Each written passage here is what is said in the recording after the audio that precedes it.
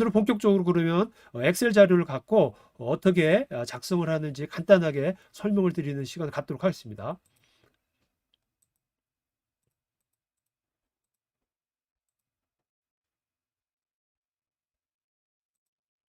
네, 요거는 이제 지난주에 제가 간단하게 설명드린 건데 기본적인 모든 거래 입력 사항은 이렇게 구성이 돼 있어요. 그래서 거래일자, 거래 상대방, 그리고 해당 거래 계정 과목, 거래 총 금액, 그리고 만약에 GST를 부과하고 있는 그러한 업종에 계신 분은 GST 금액.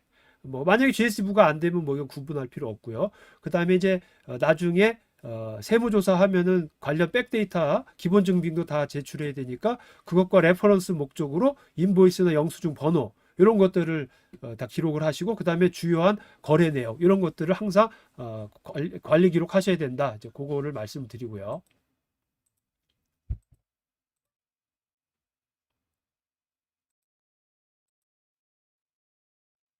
요것도 이제 지난번에 말씀드린 건데 제가 보내드린 이제 프로그램의 기본 구성이 이렇게 되어 있다. 그래서 프로그램의 개요, 그 다음에 회사 일반 정보, 매출 항목, 비용 항목, 그 다음에 차량에 대한 비용과 차량 일지 작성해야 된다 말씀을 드렸고요. 요거는 이제 본인의 차량 중에 비즈니스용과 개인용으로 얼마큼 주행 거리를 뛰었는지 해서 그 비율만큼 청구해야 된다 그렇게 말씀을 드렸죠. 그렇기 때문에 이런 거 기록이 필요하고 그다음에 홈오피스 비용 만약에 본인께서 비즈니스를 하시는데 사업장이 없다.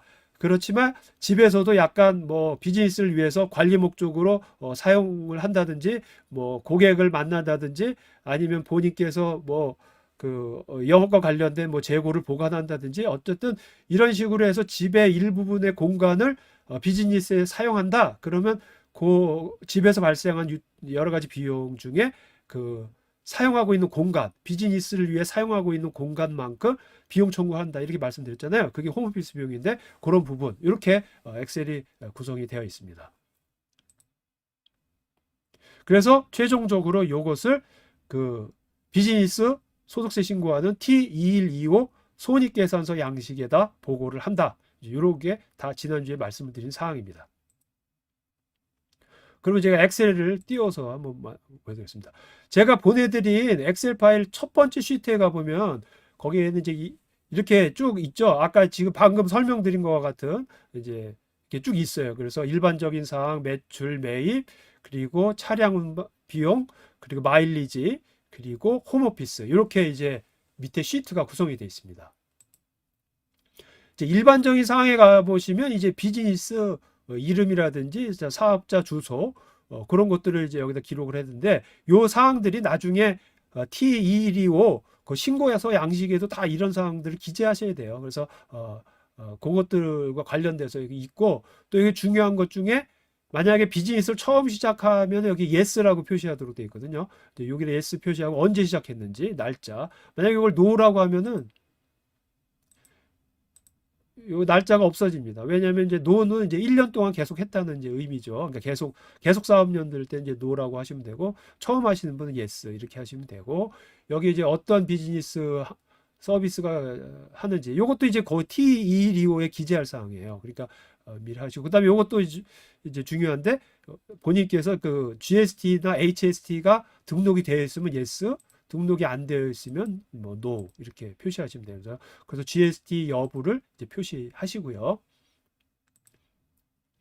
그 다음에 이제 본격적으로 이제 매출액 입력란입니다. 여기에서 보시면 여기 쭉 이제 그 나와 있죠. 여기 거래 일자, 그 다음에 거래 상대방 누구에게 팔았는지, 그 다음에 인보이스 번호, 그리고 금액, 그리고 GST 또는 HST 금액, 그리고 이제 그 두 개를 합친 그로스 금액. 이제 요거는 이제 그로스는 제가 산식으로 해놨으니까 요것만 입력해 놓으면 자동으로 이렇게 되어 있고요.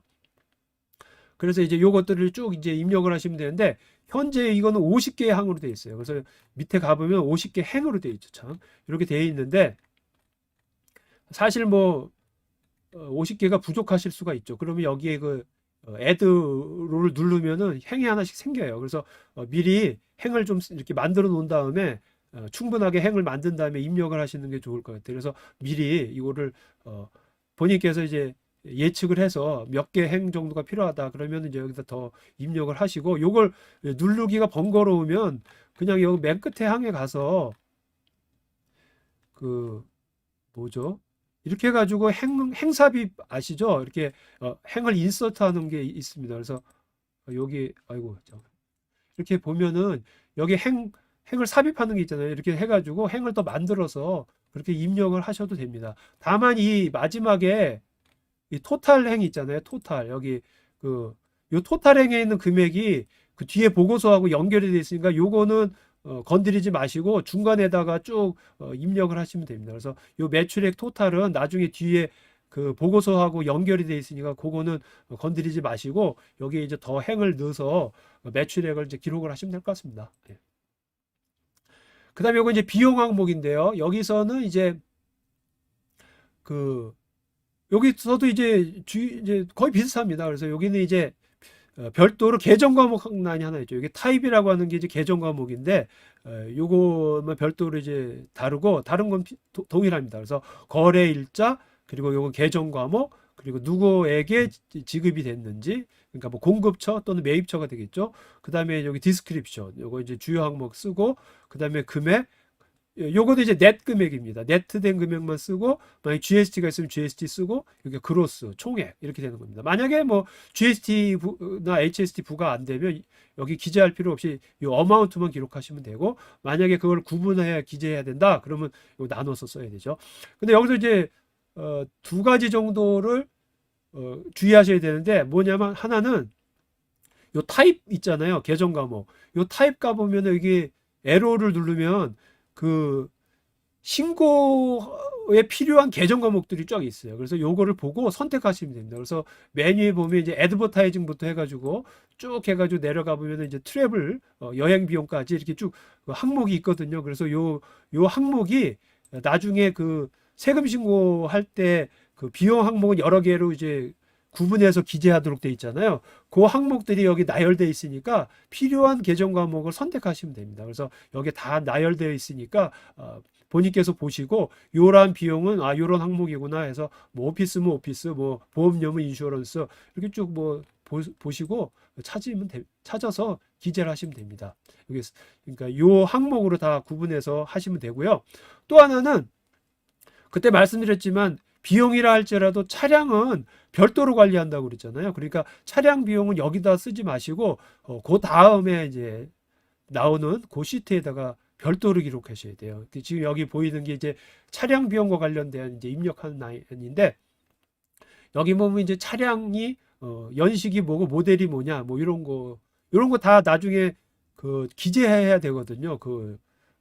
저기 세금 신고 양식에 그래서 여기는 이제 참고로 이렇게 되어 있고 그다음에 요 란이 중요합니다. 여기 보면은 이제 비즈니스 요게 있는 게 나중에 그 뒤에 있는 그 주행 일지 그 마일리지 로고 오토 마일리지 로고에서 나온 비즈니스에 몇 킬로를 뛸 것이냐가 여기에 들어가고요. 그다음 여기에는 이제 1년 그 밑에는 이제 1년 동안 총 주행 거리 그것이 요거 밑에 들어갑니다. 그러면 이제 비즈니스하고 전체 주행 거리의 비율을 내서 그 비율만큼만 이제 그 차량과 관련된 비용은 이제 청구할 수 있죠.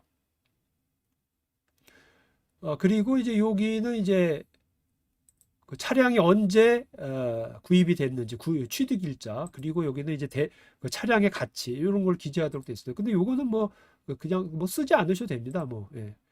참고로만 있는 거고.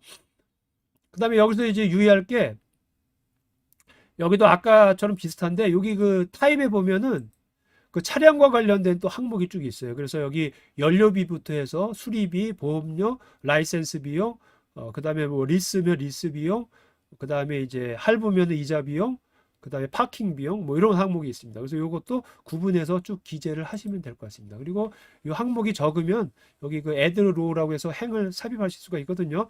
그래서 추가적으로 행을 삽입해서 기록을 하시면 될 것 같습니다. 그 다음에 이제 차량 주행 일지와 관련된 항목인데요. 그냥 헤드만 한번 보시면요. 여기 이제 그 주행을 한 그 날짜, 그 다음에 이제 여기에는 오도미터를 기록하도록 되어 있네요. 그래서 처음에 시작한 오도미터와 끝난 오도미터, 그게 이제 자기가 총 그 주행한 거리잖아요. 그래서 거리를 이렇게 기록하도록 되어 있고 어디를 갔다 왔는지 이런 것들을 이제 기록하도록 되어 있어요. 사실 요거를 보시고 좀 이거 기록하기가 번거롭다 하면 본인께서 그냥 간단하게 뭐 메모지나 수첩이나 뭐 이런 걸 만들어 놓으셔도 되고, 요즘 그 핸드폰 같은 거 스마트폰 잘 보면 그 오토 마일리지 기록에 대한 그런 앱도 많이 있어요. 그래서 그런 앱을 활용해서 본인께서 좀 스마트폰과 같은 것을 잘 다루시는 분은 그런 앱을 사용해서 본인이 이제 비즈니스 기록에 대한 것들을 좀 하실 수 있어요. 굳이 뭐 이런 거 이 파일을 이용하지 않더라도 본인이 이제 편하신 방법으로 뭐 수첩에 적으셔도 좋고, 뭐 앱을 이용해서 그런 것을 기록해 놓으셔도 좋고, 다 뭐든지 나중에 세무 저기 조사에 대비해서 하는 거거든요. 그래서 이제 그런 것에 백데이터가 될 수 있도록 관리만 해주시면 어떻게 관리하셔도 문제는 없습니다. 그 다음에 이제 홈오피스 비용과 관련된 건데요. 요것도 여기가 중요합니다. 그래서 이제 전체 그 주택의 총 면적이 어느 정도 되는지, 그리고 본인께서 비즈니스를 사용하시는 면적, 그것이 어떻게 되는지 이렇게 해서 정확하게 해서 기재를 하면 요 비율만큼 하고, 보통은 뭐 한 10% 내지 15% 정도 하면 좀 안전한 것 같습니다. 이걸 너무 비율을 높여 놓으면 나중에 세무조사를 받으실 수도 있으니까 적당하게 본인께서 잘 봐서 판단을 하시면 되고요. 여기 기록도 이제 마찬가지로 아까처럼 하면 되는데, 여기 타입에 가면은 여기 이제 히트 이제 난방비, 전기료, 보험료, 뭐 수리비, 그다음에 모기지 이자, 그다음에 뭐 재산세 이런 항목들이 있습니다. 그래서 이런 것들을 여기에 맞게끔 기재하시고 또 다른 그 비용 항목처럼 대동소이하게 이렇게 기재를 해서 관리해 주시면 그 해당 항목에 대해서 이제 홈오피스 비용을 이제 하실 수가 있죠. 그리고 이게 이런 것도 이제 일자별로 하기가 좀 번거롭다 그러면 그냥 이렇게 월 단위로 이렇게 관리하셔도 돼요. 그래서 매월 월 단위로 위에 이제 거래처별로 해가지고 보통 이제 빌이 월 단위로 나오잖아요. 그래서 그 빌 보고 일괄적으로 이렇게 금액을 쳐서 계산을 하셔도 됩니다. 그래서 요거는 제가 만든 양식인데 요걸 이렇게 이용해서 관리하셔도 됩니다. 그럼 지금까지 이제 말씀드린 그 매출서부터 비용, 그리고 차량 비용, 그 다음에 홈오피스 비용, 이런 것들이 다 정리가 되면 이쪽에 이제 다 연결이 돼가지고 금액이 입력이 될 거예요. 그러면 이제 여기 보면 이제 매출액서부터 또 이제 매출 원가 항목 또는 비용 항목이 쭉 있지 않습니까? 이렇게 딱 있고, 그 다음에 이제 밑에 보면 여기 이제 그 차량 운행비 관련된 게 쭉 있으면서 여기에 그 본인께서 그 주행거리 비율만큼, 비즈니스 비율만큼 이제 청구가 되도록 이렇게 자동 계산되어 있고, 그다음 홈오피스 비용 또 여기 있지 않습니까? 여기서 난방비서부터 해서 쭉 여기 정리하고 자기의 그 홈오피스 비율만큼 이제 계산이 돼서 이제 여기 다 계산이 될 겁니다. 그러면 이제 이걸 가지고 최종적으로 T2125 양식을 이제 채우시면 이제 그럼 세금 이제 신고 양식을 다 이제 채우시게 되는 거죠. 그래서 일단 본인께서는 이제 어쨌든 기록과 관련된 기본 증빙은 다 잘 보관하시는 게 중요하고, 기본 증빙과 함께 이제 비즈니스와 관련된 이제 그 은행 계좌를 관리하시면 그 은행 명세서도 다 잘 보관을 해서 나중에 세무조사에 대비해서 이제 보관하고, 그다음에 요 회계 기록 요것도 이제 다 필요하고, 회계 기록에 의해서 나온 이런 최종 금액의 합계가 이제 신고서에 들어가게 돼 있죠.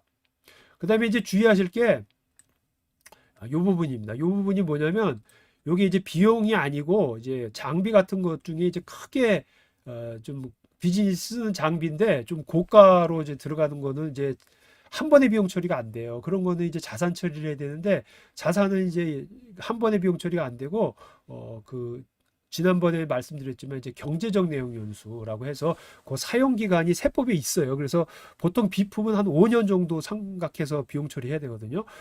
그래서 이제 그런 부분들은 이제 별도로 이제 표를 만들어서 해야 되는데, 이 부분은 사실 초보자들은 어렵습니다. 요거는 이제 이런 사항이 있을 경우는 좀 회계사나 세금 전문 대리인들하고 이제 상담을 해서 그렇게 처리할 사항인데, 이런 게 큰 게 없다면 요로 지금 보내드린 엑셀을 이용해서 본인께서 이제 충분히 신고하실 수가 있죠.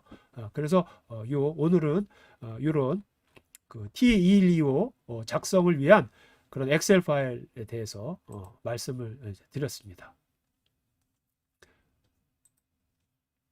그래서 오늘은 이제 회계기록 방법에 대해서 했는데 그냥 뭐 그 엑셀 열어보시면 본인께서 다 뭐 그 사용하실 수 있어요. 오늘 제가 뭐 이렇게 쭉 설명은 드렸지만 엑셀 뭐 잘 하시는 분들은 보면 뭐 어렵지 않으니까 잘 이용해 주시고 뭐 문의사항이 있으면 언제든지 뭐 이메일 보내주시면 됩니다.